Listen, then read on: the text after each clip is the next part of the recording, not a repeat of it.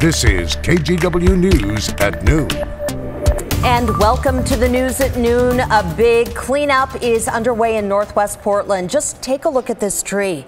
It came crashing down on the roof of this home on Maywood Drive. That's in the West Hills, just off West Burnside. Branches smashed through the roof, causing some significant damage. The good news is, though, no one was hurt. Our photographer shooting this video says the owner had recently bought the house. Portland Fire and Northwest Natural are both on scene to make sure that everything is structurally safe and that no gas lines were damaged. Wow, that is a big thing.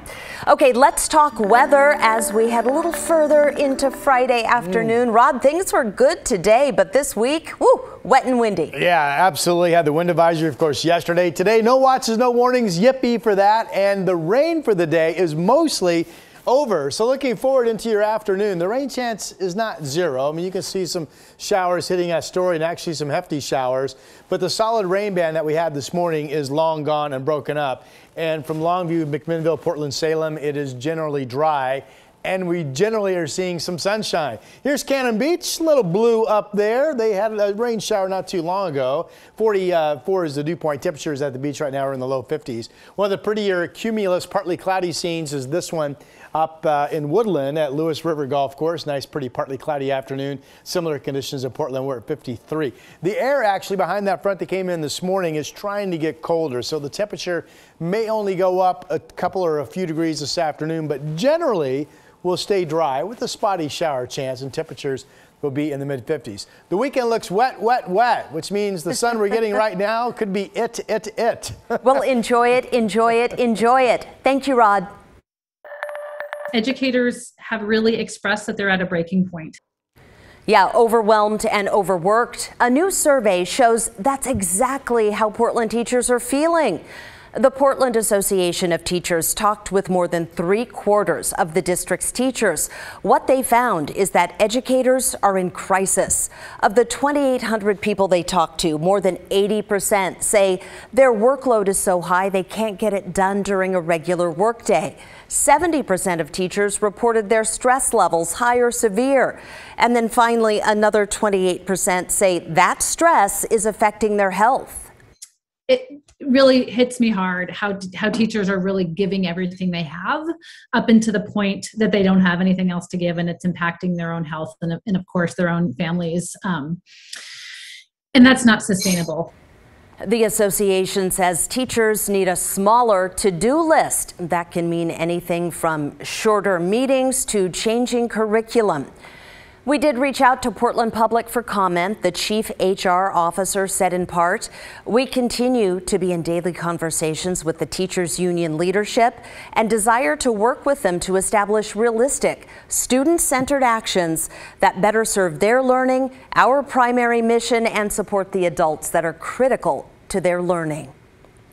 Well, thousands of Kaiser Permanente workers are planning to strike. The union for nurses and other healthcare professionals announced employees will walk out November 15th unless something changes. Last month, 96% of union members voted to strike.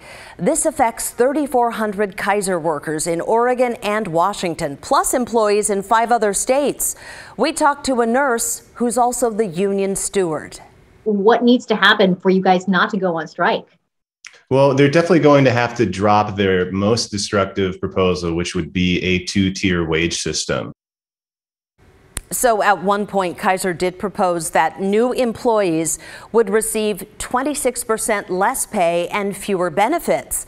Negotiations are also failing over staffing issues and cost of living increases. Kaiser released a statement outlining the problem. You see it there. It says the cost of health care is increasingly unaffordable. Quote, "And the fact is that wages and benefits account for half of Kaiser's operational costs." The HMO says it hopes to avoid a strike, but if one does happen, it plans to keep hospitals open and continue caring for patients.